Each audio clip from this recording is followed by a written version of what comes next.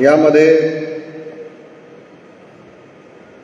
Paul पत्र जे लिहित आहे, ॲक्च्युली इब्री लोकास पत्राचा जो लेखक आहे याच्याबद्दल काही पक्की माहिती नाही, परंतु असं म्हणण्यात येते की ज्या प्रकारे त्याचं लिखाणाचं शैली आहे, कदाचित पॉल या पत्राचा लेखक आहे. तर जो लेखक आहे तो आपल्याला इस्रायली लोकांबद्दल सांगत आहे, जे लोक मिसर देशातून बाहेर निघाले आणि परमेश्वराने त्यांना त्या गुलामगिरीतून, त्या दास्यातून बाहेर काढलं. परंतु जितके लाख लोक त्या गुलामगिरीतून निघाले होते, त्याच्यातून एकही व्यक्ती कनान देशात प्रवेश करू शकला नाही. आणि तो इतिहास आपल्याला माहीत आहे की ते लोक निघाले होते गुलामगिरीतून, परंतु प्रॉमिस्ड लँडपर्यंत ते पोहोचूच शकले नाही. मध्ये इजिप्त टू कनान हे जे त्यांचा जो प्रवास होता, त्या प्रवासामध्ये बऱ्याचशा घटना घडत गेल्या आणि ते लोक मरत गेले आणि ते कनान देशात पोहोचू शकले नाही. आणि किती लोक पोहोचले कनान देशामध्ये? लाखो लोक निघाले होते, पोहोचले किती होते? फक्त 2, है ना? फक्त 2 लोक पोहोचू शकले होते. तर का 2च लोक पोहोचू शकले? निघाले लाखो लोक होते, परंतु पोहोचले फक्त 2च का? तर याच्यामध्ये काही कारणं लिहिलेले आहे आणि कारणं आपण वाचतो की 16 वर्षापासून जर आपण वाचलं तर यामध्ये लिहिलेलं आहे की कारण ऐकूनही कोणी चीड आणली, मोशेच्या द्वारे मिस्रातून निघालेले सर्वच नव्हत काय, आणि 40 वर्षे तो कोणावर संतापला? ज्यांनी पाप केले, ज्यांची प्रेते रानात पडली, त्यांच्यावर नव्हे काय? आणि शपथ वाहून तो कोणाला म्हणाला की तुम्ही माझ्या विसाव्यात येणार नाही? ज्यांनी अवज्ञा केली त्यांनाच की नाही? तर यावरून आपल्याला दिसून येते की अविश्वासामुळे त्यांना आत येता आले नाही. या ठिकाणी आपण वाचतो की परमेश्वराबद्दल असं लिहिलेलं की परमेश्वराला चीड त्यांनी आणली. कोणी आणली? ज्यांना मोशेने मिसर देशातून बाहेर काढले होते. 40 वर्ष तो कोणावर संतापला होता? ज्यांनी पाप केले, जे रानात मरण पावले. आणि कोणाबद्दल परमेश्वराने म्हटलं की शपथ वाहून म्हटलं की तुम्ही माझ्या विसाव्यात येणार नाही, आणि कारण त्यांनी अवज्ञा केली. आणि मग 19 वचनामध्ये तो म्हणतो की आपल्याला हे दिसून पडतं की अविश्वासामुळे त्यांना मिसर देशामध्ये, त्यांना कनान देशामध्ये, प्रॉमिस्ड लँडमध्ये त्यांना प्रवेश करता आला नाही. तर असं काय झालं की ते निघाले तर होते मिसर देशातून आशीर्वादित देशामध्ये जाण्यासाठी, ज्या देशामध्ये दुधाचे आणि मधाचे प्रवाह वाहतात, अशा देशामध्ये जाणार तर होते, निघाले तर होते, पण ते पोहोचले नाही. का नाही पोहोचले? कारण हे लिहिण्यात आले आहे की त्यांनी विश्वास केला नाही. निघाले होते पण पोहोचले नाही, है ना? म्हणजे जी त्यांची जर्नी होती ती कंप्लीट झाली नाही. प्रियांनो, आज या विषयावर आपण मनन करूया की परमेश्वर आपल्याला बाहेर काढतो, आपल्या त्रासातून, आपल्या प्रॉब्लेम्समधून, आपल्या आजारपणातून तो बाहेर काढतो. किंवा परमेश्वर आपल्यासाठी मोठे मोठे काम आजही करू इच्छितो, परंतु शक्यता ही पण आहे की कदाचित आपण त्या डेस्टिनेशनपर्यंत पोहोचणार नाही, आपण त्या जागेपर्यंत आपण पोहोचणार नाही जी जागा परमेश्वराने आपल्यासाठी ठेवलेली आहे. कारण कुठं ना कुठं आपल्याला परमेश्वराला कोऑपरेट करण्याची गरज आहे. इस्रायली लोकांना परमेश्वराने बाहेर काढलं, परंतु इस्रायली लोकांनी परमेश्वराला विश्वासाचं कोऑपरेशन दिलं नाही. विश्वास केला नाही. वारंवार ते मोशेवर कुरकुर करत होते, परमेश्वरावर कुरकुर करत होते, आम्हाला पाणी मिळत नाहीये, आम्हाला जीवन मिळत नाहीये, किंवा आम्ही मृत्युमुखी आता जाणार आहोत, आमच्या मागे सेना लागलेली आहे. अनेक कारणांमुळे ते लोक कुरकुर करायचे आणि वारंवार ते अविश्वास प्रकट करत होते. आणि त्या अविश्वासामुळे त्यांना मिस्र देशामध्ये, त्यांना कनान देशामध्ये प्रवेश करता आला नाही. म्हणजे परमेश्वराने त्यांना बाहेर काढलं, परंतु त्यांच्या स्वतःच्या अविश्वासामुळे ते प्रवेश करू शकले नाही. परमेश्वर काम करतो, परंतु त्याला आपल्याही कोऑपरेशनची गरज आहे. परमेश्वर आपल्या जीवनामध्ये मोठे मोठे काम करू इच्छितो, परंतु परमेश्वराला आपल्या सहयोगाची गरज आहे. आपल्या सहयोगाशिवाय, आपल्या विश्वासाशिवाय परमेश्वर काम करत नाही किंवा काम करू शकत नाही.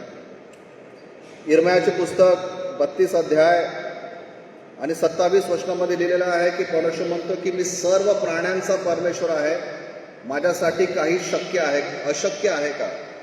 I am the lord of all flesh, is there anything too hard for me? तो म्हणतो की मैं सब जातियों का परमेश्वर हूं, क्या मेरे लिए कुछ भी असंभव है? म्हणजे तो म्हणतो की मला कुठलंही कार्य अशक्य नाही. योग 9:10 मध्ये लिहिलेलं आहे की परमेश्वर आपल्या काउंटिंग पेक्षाही अधिक चिन्ह चमत्कार करणारा परमेश्वर आहे. आपण मोजू शकत नाही, यापेक्षाही अधिक काम परमेश्वर करू शकतो. मत्तई 19:26 मध्ये लिहिलेलं आहे की परमेश्वराला सर्व काही शक्य आहे. परमेश्वर के लिए सब कुछ संभव है. इफिसकर पत्र 3 अध्याय आणि 20 वचनामध्ये लिहिलेलं आहे की आपल्या मागण्या आणि कल्पनेपेक्षाही अधिक काम परमेश्वर करू शकतो.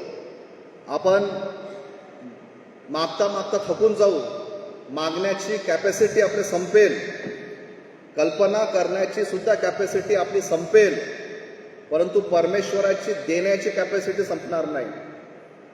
मांगने आणि कल्पनेपेक्षाही, मांगने और कल्पना से भी अधिक काम करने वाला हमारा परमेश्वर है. फिलिप्पियंस पत्र 4 अध्याय आणि 6 वचनामध्ये असं लिहिलेलं आहे की तो आपल्याला अशी शांती देतो जी आपल्या बुद्धी सामर्थ्याच्या पलीकडची आहे आणि हमारे समझ के बाहर, आपण समजू सुद्धा शकत नाही इतकी शांती तो आपल्याला देऊ शकतो. रोमकारस पत्र 11 अध्याय आणि 33 मध्ये लिहिलेलं आहे की देवाची बुद्धी व देवाचं ज्ञान किती अगाध आहे. देवाच्या बुद्धीची व ज्ञानाची संपत्ती किती अगाध आहे, त्याचे निर्णय किती गहन आणि त्याचे मार्ग किती अगम्य आहे. म्हणजे हे वचन आपल्याला काय सांगतात की परमेश्वर सर्व काही करू शकतो.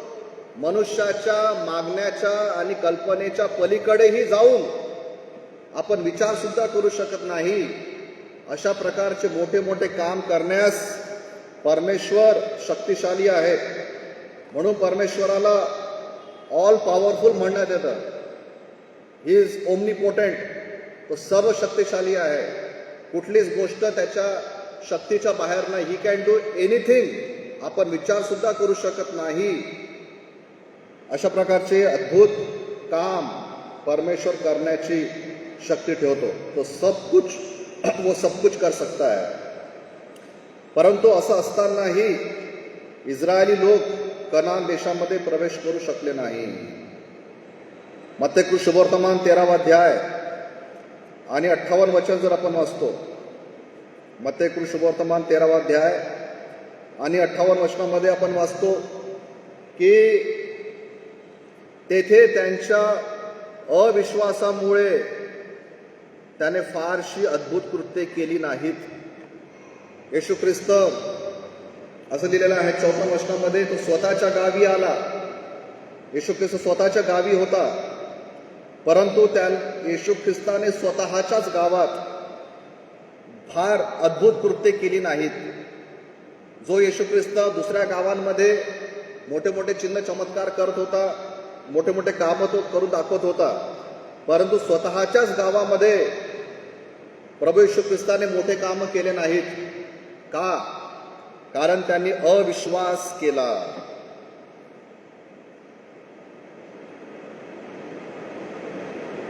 मत्तेयु सुवर्तमान 23 अध्याय आणि 37 वचन. मत्तेयु सुवर्तमान 23 आणि 37 मध्ये असं लिहिलेलं आहे, यरुशलेमच्या समोर उभं असताना प्रभू येशू ख्रिस्त यरुशलेम शहराकडे पाहून रडला. असं लिहिलेलं आहे की यरुशलेमे यरुशलेमे, संदेष्टांचा घात करणारे व तुझ्याकडे पाठविलेल्यास धोंडमार करणारे, जशी कोंबडी आपली पिले पंखाखाली एकवटते, तसे तुझ्या मुलाबाळांना एकवटायची कितीदा तरी माझी इच्छा होती, पण तुमची इच्छा नव्हती. यरुशलेम बद्दल येशू ख्रिस्त काय म्हणत आहे? काय म्हणून तो रडत आहे? की यरुशलेम, तू तर संदेष्टांना मारणारी आहे. तू तर संदेष्टांचा घात केलेला आहे. जशी कोंबडी आपल्या पिल्लांना सांभाळते, तशी माझी इच्छा होती की मी तुम्हाला सांभाळावं. परमेश्वराची इच्छा होती की यरुशलेमला ज्या प्रकारे कोंबडी आपल्या पिल्लांना सांभाळते, त्याच प्रकारे मी यरुशलेमाला सांभाळून ठेवील, अशी परमेश्वराची इच्छा होती. परंतु यरुशलेमाचीच इच्छा नव्हती की परमेश्वराने मला सांभाळावं. परमेश्वराची इच्छा होती की मी तुम्हाला कव्हर करीन, मी तुम्हाला प्रोटेक्ट करीन, मी तुम्हाला गाईड करीन. परंतु यरुशलेमाची इच्छा नव्हती की परमेश्वराने आम्हाला कव्हर करावं, प्रोटेक्ट करावं आणि गाईड करावं. जुन्या करारामध्ये आपण वाचतो की जेव्हा इस्रायली लोक जेव्हा पुढे गेले, तेव्हा एक काळ असा आला की त्यांनी पाहिलं की आमच्या शेजारचे जे देश आहेत, जे राष्ट्र आहेत, त्या सर्वांकडे राजा आहे, परंतु आमच्याकडे राजा नाही. कारण त्यावेळेपर्यंत परमेश्वर त्यांचा राजा होता आणि शमूएल संदेष्टाद्वारे परमेश्वर त्यांना मार्गदर्शन करायचा. मग जेव्हा त्यांनी पाहिलं की सर्व देशांकडे, आमच्या शेजारच्या देशांकडे राजा आहे आणि आमच्याकडे राजा नाही, मग ते शमूएलाकडे गेले आणि म्हणाले की परमेश्वराला म्हण, आम्हाला पण एक राजा पाहिजे. परमेश्वराकडे शमूएलाने जाऊन सांगितलं की परमेश्वर, या लोकांना आता राजा पाहिजे. परमेश्वराने शमूएलाला म्हटलं की ठीक आहे, त्यांना राजा पाहिजे, तू राजा दे. कारण त्यांनी एका मनुष्याला राजा मागून त्याने तुझा अवहेर केला नाही, त्यांनी माझा अवहेर केलाय. आतापर्यंत मी त्यांचा राजा होतो, आतापर्यंत मी त्यांना गाईड करत होतो, प्रोटेक्ट करत होतो, मी त्यांना घेऊन चालत होतो. परंतु त्यांना आता मानवी राजा पाहिजे. त्यांना राजा पाहिजे, तू दे, कारण ते माझा तिरस्कार करत आहेत. आणि त्यांना तू हे पण सांग की तो जेव्हा राजा येईल तेव्हा तो तुम्हाला कशा प्रकारच्या त्रासामध्ये टाकणार आहे. परमेश्वर त्यांचा राजा होणार होता, परंतु इस्रायली लोकांनी परमेश्वराला आपला राजा स्वीकार केला नाही. प्रियांनो, ही सर्व जे वचनं आहेत, घटना आहेत पवित्र शास्त्रामध्ये, त्यामधून एक गोष्ट आपल्याला शिकायला मिळते, ती ही की परमेश्वर आपल्यासाठी सर्व काही करण्यासाठी सक्षम आहे. He can do everything. तो सर्व काही करू शकतो, परंतु त्याचं एक लिमिटेशन सुद्धा आहे. त्याचं लिमिटेशन हे आहे की त्याला तुमच्या आणि माझ्या कोऑपरेशनची गरज आहे. त्याला तुमच्या आणि माझ्या सहयोगाची गरज आहे. आणि तो सहयोग जो आहे तो आपण आपल्या विश्वासाद्वारे त्याला प्रगट करतो. आणि म्हणून आजचा जो आपला संदेश आहे, तो संदेशाचा विषय आहे की कॅन वी लिमिट गॉड?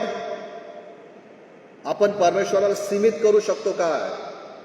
आपण परमेश्वराला थांबवू शकतो का? इतकी शक्ती आपल्यामध्ये आहे का की आपण परमेश्वराला थांबवू शकू? आणि त्याचं उत्तर हे आहे, आपण परमेश्वराला थांबवू सुद्धा शकतो. आपण म्हणू शकतो की परमेश्वर, बस झालं, इथपर्यंत तुझी सीमा आहे, इथपर्यंत तुझी लिमिट आहे, यापुढे तू येऊ नको. तर तो येणार सुद्धा नाही. जर आपण ते मार्क सुवर्तमान 6व्या अध्यायामध्ये जर आपण वाचतो, तर त्या ठिकाणी एक दुष्टात्माग्रस्त व्यक्ती आहे मार्क 5 मध्ये. आणि जेव्हा त्यांना समजलं, जेव्हा येशू ख्रिस्ताने त्या व्यक्तीला स्वतंत्र केलं आणि त्या दुष्टात्म्यांना काढलं, तेव्हा असं लिहिलेलं आहे की 2000 डुकरांचा कळप, मार्क 5 मध्ये आपण वाचतो, ते 2000 डुकरांचा कळप धावत जाऊन तो पाण्यामध्ये बुडून मेला. आणि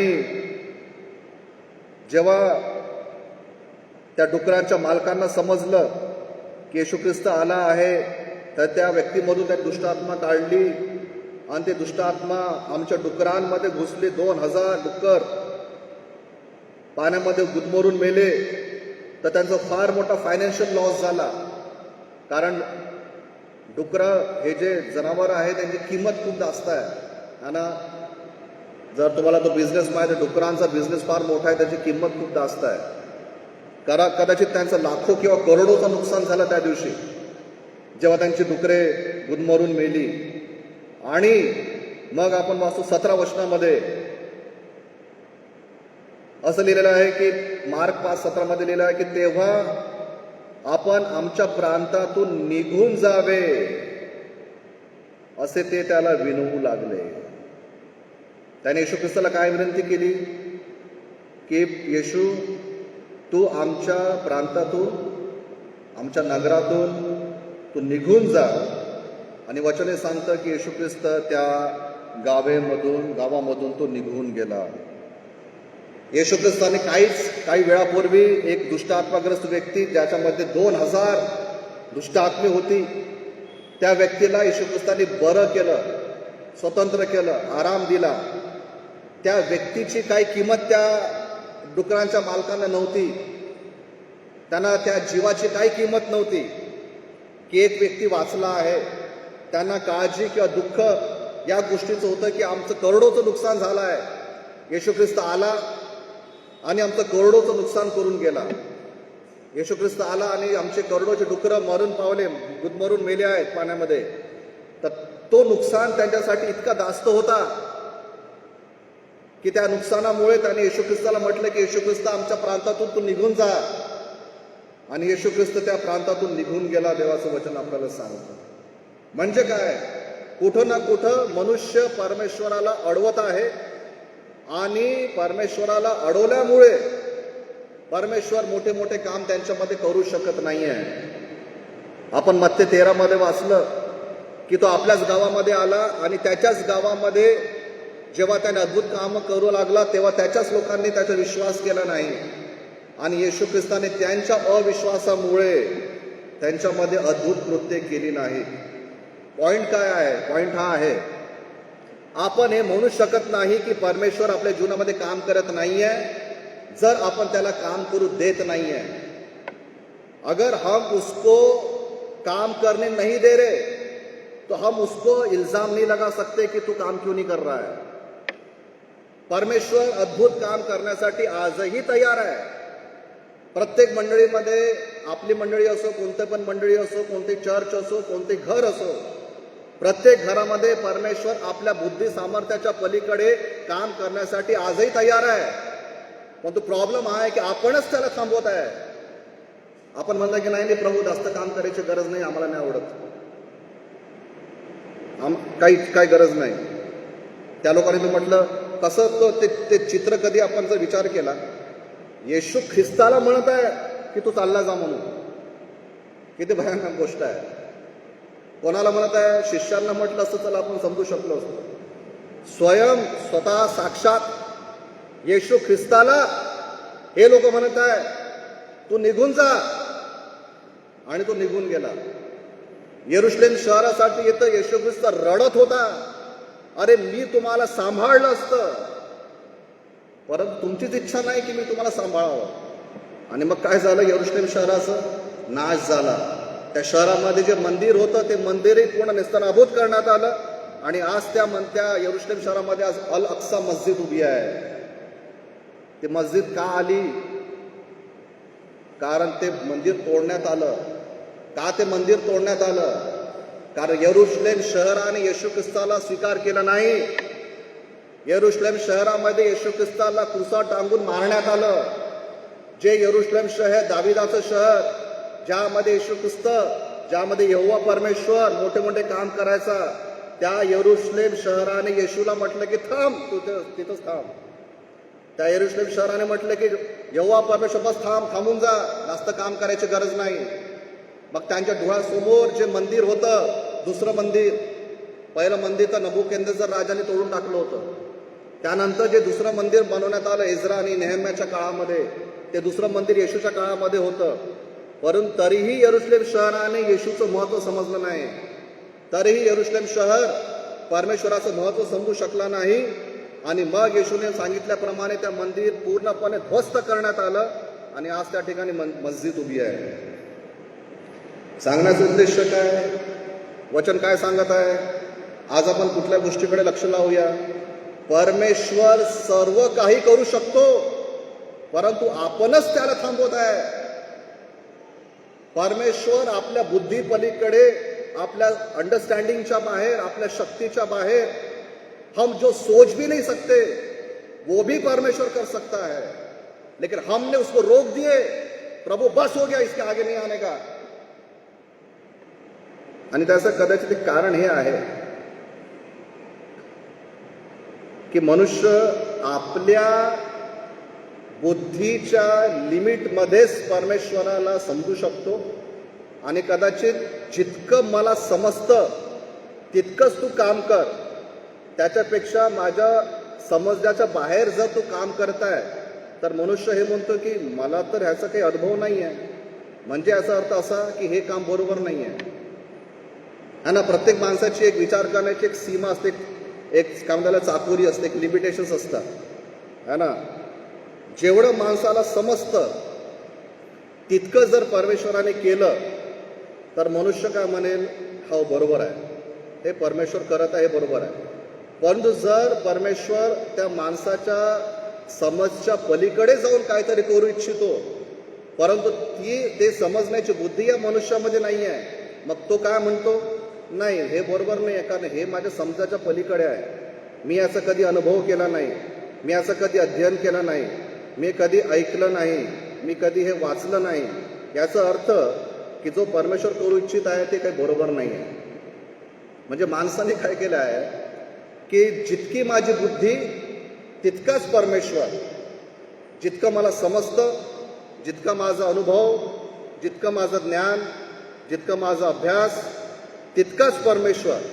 त्याच्या बाहेर जर परमेश्वराला काही करायचं आहे तर प्रभू नको करू, कारण मला समजत नाही आहे. माणसाने स्वतःच्या कॅपॅसिटीप्रमाणे परमेश्वराला सुद्धा बांधून ठेवलेला आहे. परंतु वचन हे सांगतं की परमेश्वर तर आपल्या बुद्धी सामर्थ्याच्या पलीकडे जाऊन काम करण्यासाठी तो आजही प्रियांनो आपल्यासाठी तयार आहे. आणि जर आपल्याला आपल्या मंडळीमध्ये, आपल्या लोकांमध्ये, आपल्या लेकरांमध्ये, आपल्या परिवारांमध्ये, आपल्या चर्चमध्ये जर मोठे मोठे काम पाहायचे आहे तर आपल्याला परमेश्वराला लहान नाही करायचं आहे, आपल्याला आपला विश्वास वाढवायचा आहे. हम परमेश्वर को हमारे लेवल में ला रहे हैं, लेकिन हमको अपने आप को उसके लेवल में लाना पड़ेगा, तेव्हा कामं होतील, तेव्हा आपल्याला परमेश्वराचे कामं पाहायला मिळतील. एक गोष्ट तर निश्चित आहे की परमेश्वर आपल्या हिशोबाने स्वतःला ऍडजस्ट नाही करणार. तो इतका लहान नाही आहे की आपल्या लिमिटेशन्समध्ये तो स्वतःला ऍडजस्ट करील. करायला तर हे पाहिजे की आपण हे म्हटलं पाहिजे की प्रभू मी स्वतःला तुझ्या क्षमतेप्रमाणे ऍडजस्ट करायला तयार आहे. हम उसको ये ना बोले की तू हमारे हिसाब से काम कर परमेश्वर. आपण हे म्हटलं पाहिजे प्रभू तू काम कर, आम्ही तुला कोऑपरेट करायला तयार आहे. आमची सीमा काय, काहीच नाही. आम्हाला ज्ञान किती आहे काहीच नाही, चिल्लर ज्ञान आहे आमचं. आम्ही मूर्ख आहोत तुझ्यासमोर. आणि एक अद्भुत वचन तुम्हाला माहीत असेल कदाचित, पहिले कोरिन्थियस पत्र याचा पहिला अध्याय आणि त्या पहिल्या वचनामध्ये खूप सुंदर गोष्ट आहे. पहिले कोरिन्थियस पत्र पहिला अध्याय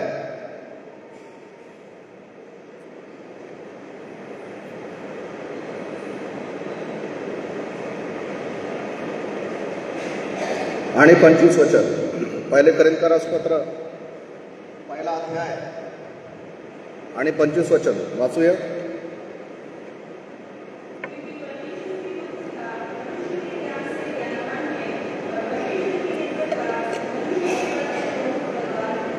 काय लिहिलेलं आहे परमेश्वराबद्दल?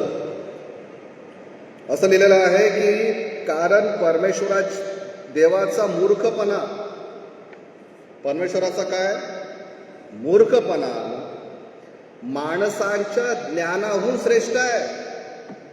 म्हणजे ज्या गोष्टीमध्ये आपण म्हणू की परमेश्वर मूर्ख आहे, परंतु त्याची मूर्खता तर मनुष्याच्या ज्ञानापेक्षाही महान आहे. म्हणजे मनुष्याची मूर्खता काहीच नाही. अरे परमेश्वराची तर मूर्खता जी आहे ते तर मनुष्याच्या ज्ञानाहून अधिक ज्ञानवान आहे.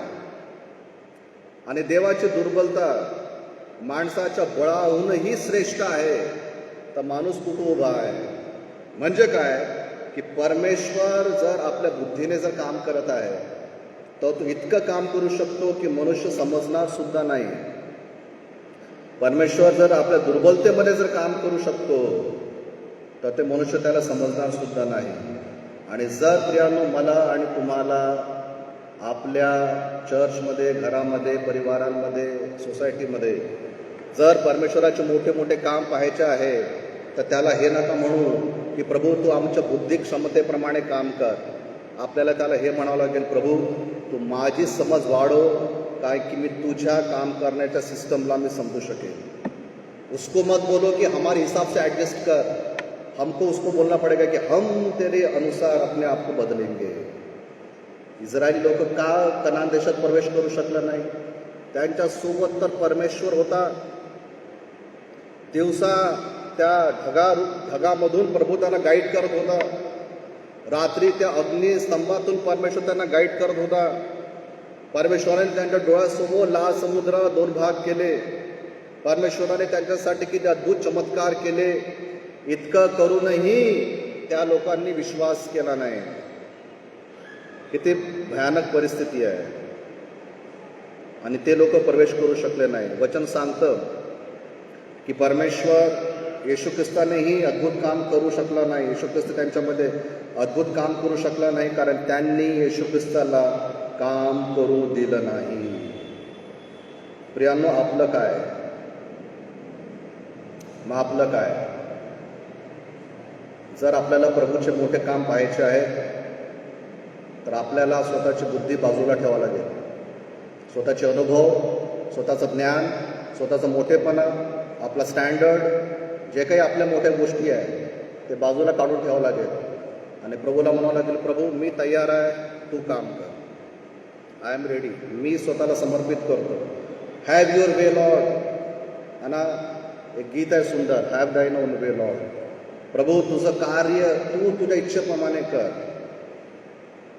योहान कृष्णवर्तमान 3रा अध्याय यामध्ये पवित्र आत्माच्या कार्याबद्दल प्रियांनो लिहिलेलं आहे. योहान कृष्णवर्तमान 3रा अध्याय आणि 8 मध्ये असं लिहिलं आहे की वारा पाहिजे तिकडे वाहतो आणि त्याचा आवाज तुम्ही ऐकता, तरी तो कोठून येतो व कुठे जातो हे तुम्हाला कळत नाही. जो कोणी आत्म्यापासून जन्मलेला आहे त्याचे असेच आहे.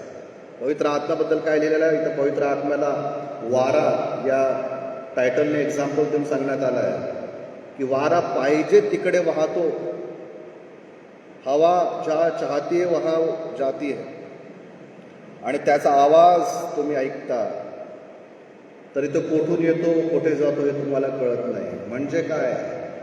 या वचनाचा अर्थ काय? या वचनाचा अर्थ की पवित्र आत्मा जसं पाहिजे तसं काम करतो, तो कसं काम करतो हे तुम्हाला कळत नाही. पवित्र आत्मा आपल्या मर्जीचा मालिक आहे. परमेश्वर आपल्या मर्जीचा मालक आहे. त्याला जसं काम करायचं आहे तसं तो काम करतो. वारा पाहिजे तिकडे वाहतो. पवित्र आत्माला जशी इच्छा आहे तसं तो काम करतो.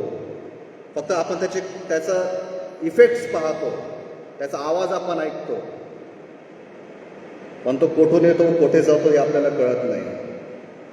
मनुष्याला आपल्याला एक गोष्ट समजून घेतली पाहिजे, ती ही, परमेश्वर आहे. God is God. आपल्याला त्याला शिकवण्याची गरज नाही की तू असं काम कर की तू तसं काम कर. उलट आपण हे म्हटलं पाहिजे की प्रभू तू जे काम करत आहे त्याच्यामध्ये मला फिट व्हायचं आहे.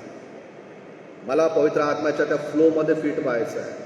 नाहीतर असं होईल, आपण म्हटलं ना की थांब प्रभू, तो थांबून जाईल. आपण जर म्हटलं की तुझ्यासाठी दार बंद आहेत तर तो प्रवेश करणार नाही. प्रकटीकरण 3 मध्ये आपण वाचतो, येशू ख्रिस्त म्हटलं की मी तुमच्या दाराशी उभा आहे, दार ठोकत आहे. तो दार तोडून आत नाही येऊ शकत का?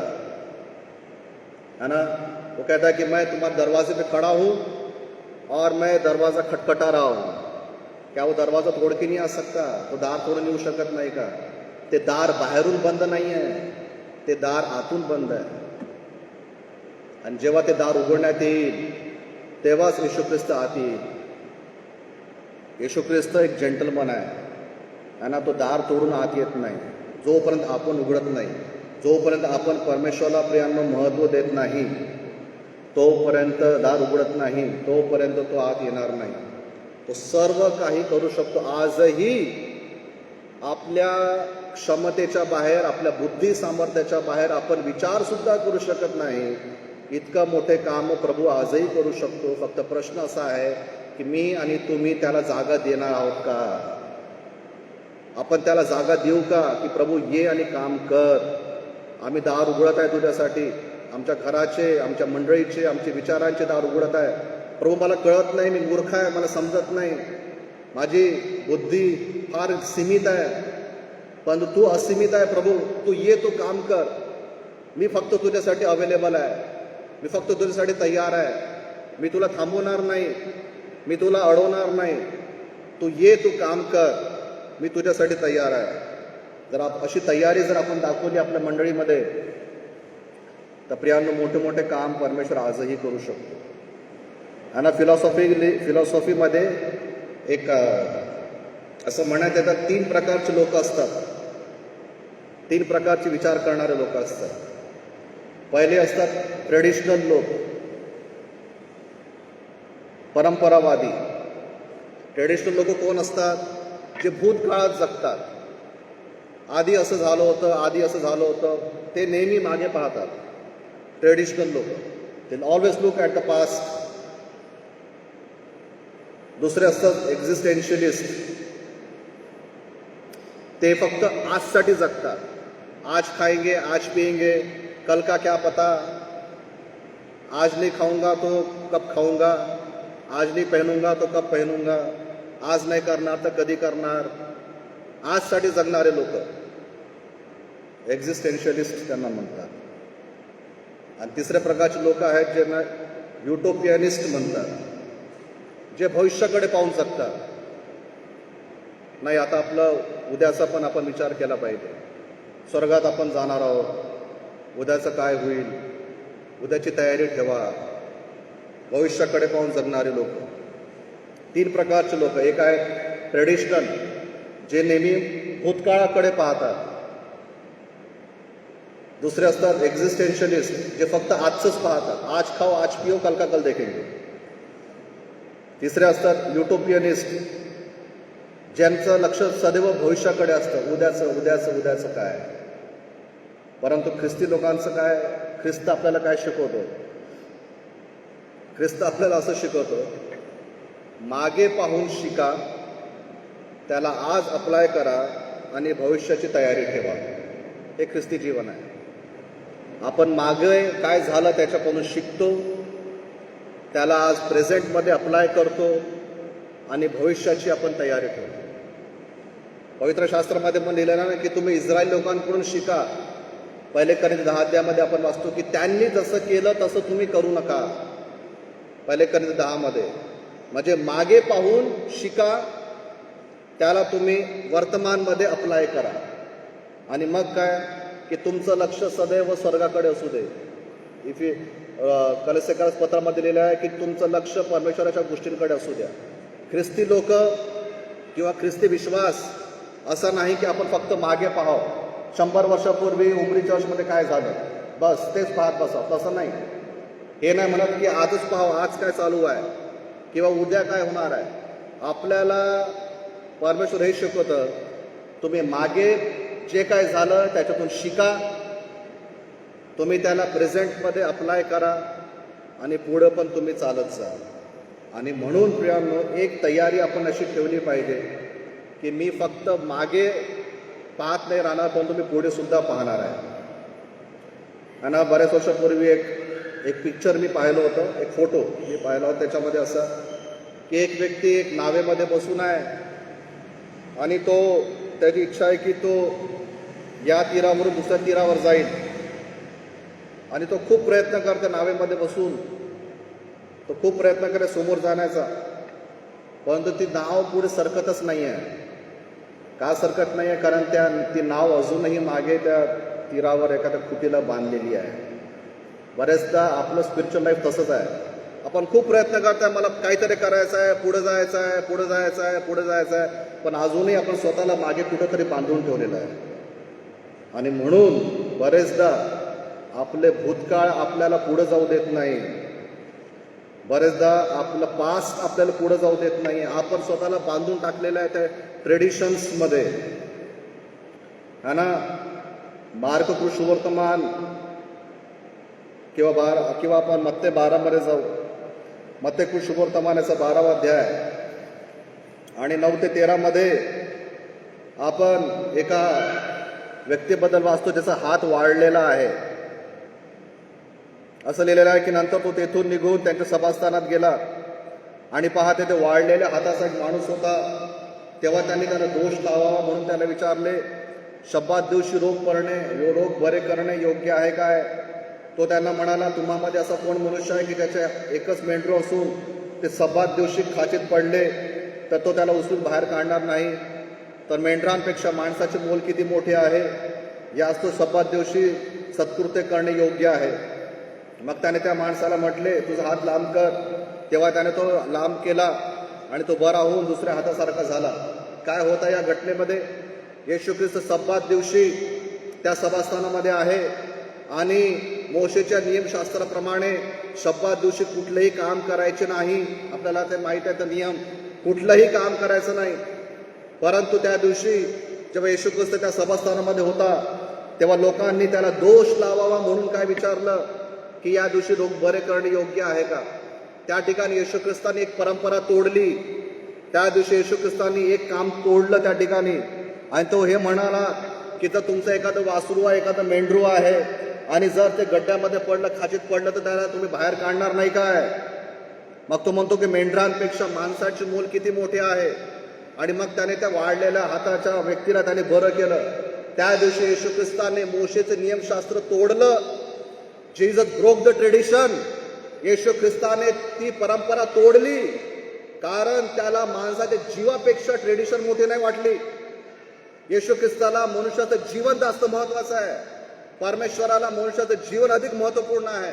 परंतु त्या ठिकाणी त्यांचे जे लोक होते त्या सभास्थानामध्ये, शास्त्री असतील, पुरुष असतील, त्यांना एका माणसाच्या जीवापेक्षा अधिक महत्वपूर्ण त्यांची परंपरा होती.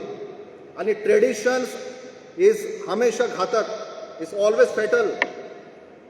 ट्रेडिशन्स नेहमी माणसासाठी नुकसानकारक असू शकतं प्रियांनो, जर ते परंपरा माणसाच्या जीवापेक्षा मोठे आहे. या ठिकाणी येशू ख्रिस्त काय सांगत आहे? मनुष्याचं मोल किती मोठे आहे. 12 वचनामध्ये तो काय म्हणतो? माणसाचे मोल किती मोठे आहे.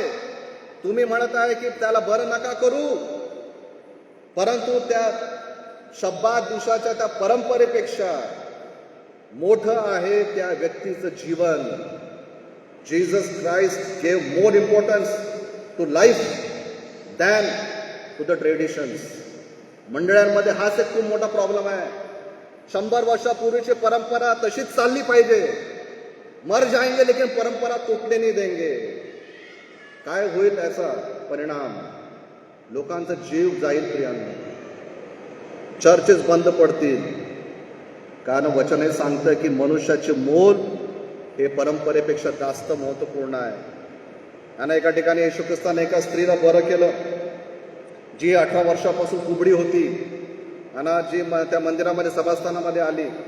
येशू ख्रिस्त त्या ठिकाणी होता आणि पुन्हा त्यांनी त्याला तेच प्रश्न विचारलं की कसं काय? त्या ठिकाणी येशू ख्रिस्ताने म्हटलं की या स्त्रीला 18 वर्ष सैतानाने बांधून ठेवलं, तर मग मी हिला स्वतंत्र करू नये काय? ते लोक हे म्हणतात की तुम्ही दुसऱ्या दिवशी येऊन बरे होत जा, सब्बात दिवशी बरे होऊ नका. पण येशू ख्रिस्ताने त्याच दिवशी त्या महिलेला बरं केलं. येशू ख्रिस्ताने वारंवार मनुष्याच्या जीवाला जास्त महत्त्व दिलेलं आहे, ट्रेडिशन्सला महत्त्व दिलं नाही. आणि प्रियांनो, आपल्याला सुद्धा पवित्र आत्म्याच्या परमेश्वराच्या त्या स्वातंत्र्याकडे पाहायला पाहिजे, जी स्वतंत्रता परमेश्वराने आपल्याला ख्रिस्तामध्ये दिलेली आहे. आणि वचनमध्ये लिहिलेलं आहे की आज 7ही दिवस आपल्यासाठी आशीर्वादित आहे. कुठलाही विशेष दिवस आपल्यासाठी नाही, 7ही दिवस आपल्यासाठी आशीर्वादित आहे. परंपरेपेक्षा दिवस, परंपरेपेक्षा जीव, परंपरेपेक्षा परमेश्वराचं काम हे जास्त महत्त्वाचं आहे. आणि जर आपण मागच्या गोष्टीला धरून बसू, जर आपण भूतकाळाकडे पाहत जगू, तर आपलं भविष्य अंधारात आहे, हे गोष्ट निश्चित आहे. जर आपण मागे वळून पाहू की असंच झालं पाहिजे, तर मग आपल्याला मोबाईल वापरणं बंद करावं लागेल, कारण 100 वर्षापूर्वी मोबाईल नव्हते. तर 50 वर्ष जर मागे आपण पाहिलं, तर आपल्याला मोबाईल नाही वापरू शकत, आपल्याला अधिकार नाही, कारण मोबाईल तर आत्ता आलेले आहेत. बाकी सर्व गोष्टींसाठी आपण स्वतःला अपग्रेड करत आहे ना. लोक iPhone 12 घेत होते, आता iPhone 15 की 16 किती चालू आहे मला माहित नाही. जुना फोन झाला नवीन घ्या, घर जुनं झालं नवीन बनवा, गाडी जुनी झाली नवीन गाडी घ्या, कपडे जुने झाले नवीन कपडे घ्या. ठीक आहे, जे काय जुनं झालेलं आहे त्याला बाहेर काढा, नवीन आणा. परंतु चर्च जुनच राहायला पाहिजे, चर्चचे विचार जुनेच राहायला पाहिजे. मोबाईल नवीन घेतला तर चालेल, काही हरकत नाही. We want new mobile, new clothes, new home, new vehicle, सब कुछ नया होना. लेकिन चर्च वही पैसे चलना चाहिए जैसे पहले से चलता आ रहा था. कैसा चलेगा, कसं चालेल चर्च? चर्चमध्ये पण अपग्रेडेशन होणं गरजेचं आहे. ऑफकोर्स आपण बायबलच्या बाहेर जात नाही, बायबलचे जे शिकवणे आहेत त्याच्या बाहेर आपण जात नाही. परंतु पवित्र आत्मा जो वाऱ्याप्रमाणे काम करतो, त्याला जागा तरी दिली पाहिजे की पवित्र आत्मा तू काम कर, we are open to you. निश्चितच परमेश्वर आपल्याला वचनाच्या बाहेर नाही जाऊ देणार. वचनाचे जे आपले डॉक्ट्रिन्स आहेत, जे आपले विचार आहेत, जे आपली शिकवणी आहे, त्याच्या बाहेर जाऊ देणार नाही. परंतु आपण हे तर करू नये की प्रभूला म्हणा की प्रभू थांब, याच्या पुढे नाही जायचं. तसं करणार तर प्रियानं आपलं भविष्य काही बरोबर नाही आहे. प्रभूला काम करू द्या जसं तो काम करू इच्छितो, कारण येशूने स्वतः त्या ट्रेडिशन्सला तोडलं होतं. आणि परमेश्वराचं एक विशेष पॅटर्न नाही आहे, माहिती आहे का? जर आपण येशूच्या सेवेचं पॅटर्न जर आपण पाहिलं तर त्याच्यामध्ये असं लिहिलेलं आहे, मार्क 1 मध्ये लिहिलेलं आहे की त्याने एका कुष्ठरोग्याला हात ठेवून बरं केलं, हात लावून बरं केलं. योहान 4 मध्ये आपण वाचतो, येशूने म्हटलं की जा, तुझा मुलगा जिवंत आहे. योहान 9 मध्ये आपण वाचतो की त्यावर जमिनीवर थुंकला, त्याने त्या थुकेने त्याने चिखल बनवला, मग त्याने त्याच्या डोळ्याला लावला आणि बरं केलं. लूक 13 मध्ये आपण वाचतो की त्याने सभास्थानामध्ये लोकांना बरं केलं. मार्क 5 मध्ये आपण वाचतो की त्यांनी रस्त्यावर त्या 12 वर्षाच्या महिलेला बरं केलं. लूक 4 मध्ये आपण वाचतो की येशू ख्रिस्ताने पेत्राच्या घरामध्ये त्याच्या सासूला बरं केलं. दुसरे राजे 5 मध्ये आपण वाचतो की नामानाला त्याने नदीमध्ये बरं केलं. सांगण्यात काय उद्देश आहे की God doesn't have a particular pattern. तो काम करतो, परंतु त्याचं काम करण्याच्या पद्धती वेगळ्या वेगळ्या असतात. कधी तो पहाडावर संदेश देत आहे, कधी तो नदीच्या पेत्राच्या त्या नावेवर बसून संदेश देत आहे, कधी तो निकोदेमसच्या घरी संदेश देत आहे, कधी तो सभास्थानामध्ये संदेश देत आहे, कधी मंदिरामध्ये जाऊन तो उलटा पालट करत आहे, कधी तो कुठे कुठे जाऊन वेगळ्या वेगळ्या जागेवर वेगळ्या वेगळ्या पद्धतीने तो शिकवत आहे. म्हणजे काय, परमेश्वर एक पर्टिक्युलर चाकोरीमध्ये राहून काम करत नाही, तो फ्री आहे. त्याला जसं वाटेल तसं तो काम करतो. त्याने अनेक पद्धतीने, जसं आपण ऐकलं, अनेक पद्धतीने त्याने लोकांच्या जीवनामध्ये काम केले. तर मग आपण का त्याला बांधून ठेवावं? आपण हेच त्यांना म्हणावं की प्रभू तू कर, आम्ही फक्त तुझ्या मागे चालत आहोत, आम्ही स्वतःला तुझ्याप्रमाणे आम्ही ॲडजस्ट करत आहोत. जर नाही तर प्रियांनो, आपल्याला एक गोष्ट तर निश्चित आहे की जिथं परमेश्वराला काम करू व्यक्ती देणार नाही त्या ठिकाणाहून परमेश्वर निघून जाईल, because he is a gentleman. त्या लोकांनी म्हटलं येशू ख्रिस्त आमच्या गावातून निघून जा. येशू ख्रिस्त निघून गेला. त्याच्या स्वतःच्या गावामध्ये त्याने विश्वास केला नाही. आणि वचन सांगतं की तो त्याच्याच गावामध्ये अद्भुत काम करू शकला नाही. प्रियांना, आपलं काय? परमेश्वर अविश्वासापेक्षा मोठा आहे. विश्वास करा की तो काम करतो.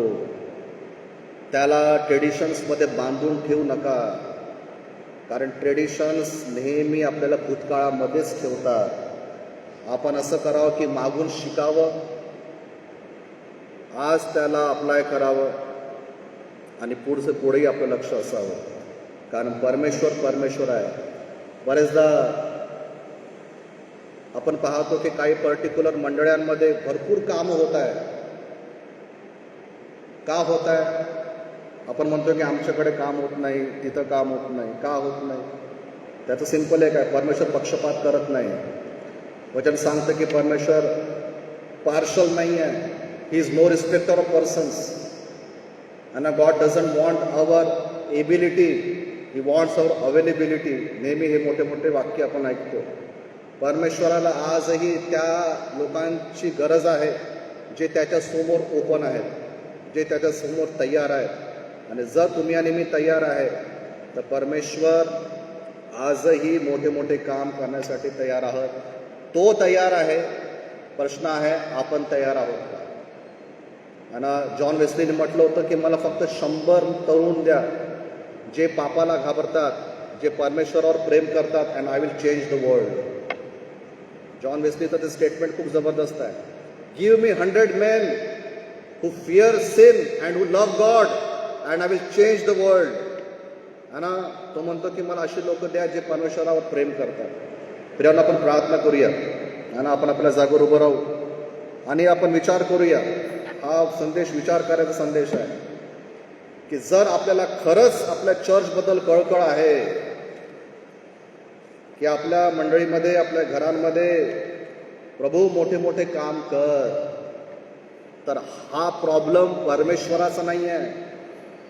त्याला आपण म्हणू शकत नाही की तू क्यों काम नाही कर रहा है. आपण त्याला म्हणू शकत नाही की प्रभू तू का काम करत नाही. तो तर अजूनही आपल्या बुद्धी सामर्थ्याच्या पलीकडे काम करायला तयार आहे. प्रश्न असा आहे की आपण त्याला किती कोऑपरेट करत आहे, विश्वासाद्वारे आणि ट्रेडिशन्सच्या बाहेर आल्याद्वारे. देवबाप, आमची प्रार्थना आहे प्रभू, आम्हाला माहित आहे तुझं येणं फार जवळ आलेलं आहे. तू कधीही येऊ शकतो. दिवस फार वाईट आहेत. रोज आम्हाला नकारात्मक न्यूज जास्त मिळत आहे आणि अशा प्रसंगामध्ये तू आमची वाट पाहत आहे की आम्ही मध्यस्थी करावी. अशा प्रसंगामध्ये तू आमची वाट पाहत आहे की आम्ही तुला जागा द्यावी की प्रभू तू ये, आम्ही तुझ्यासाठी तयार आहोत. Have your way Lord. तू आपल्या पद्धतीने काम कर प्रभू, आम्ही तुझ्यासाठी तयार आहोत. प्रभू, हे समजण्याचं शक्ती, बुद्धी, मार्गदर्शन देवबापा तू आम्हाला दे प्रभू. प्रभू, आम्हाला ते समज दे की तू कुठं काम करत आहे, तू कसं काम करत आहे, वारा कुठं वाहत आहे, पवित्र आत्मा कुठं वाहत आहे, कसं करत आहे, ते समजण्याची स्पिरिच्युअल अंडरस्टँडिंग पिता तू आम्हाला दे.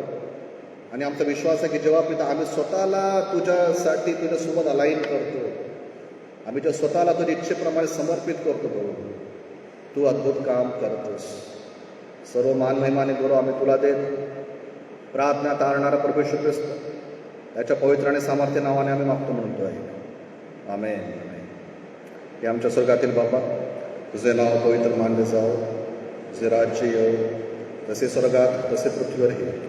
तुझ्या इच्छेप्रमाणे आमची रोजची भाकर आज आम्हास दे, आणि जसे आम्ही आपल्या ऋणास सोडून सोडिले तसेच तो आमची ऋणी आम्हास सोड, आणि आम्हास स्पर्श जाणू नकोस तर आम्हास वाटापासून सोडेल. कारण की राज्य, सामर्थ्य आणि गौरव हे सर्व काळ तुझीच आहे. आमेन. आता आमच्या देवबाबाची प्रीती, प्रभू येशू ख्रिस्ताची कृपा आणि पवित्र आत्म्याची सहभागिता, त्याचं मार्गदर्शन आम्हा सर्वांसह सभोवतीत असो. आमेन.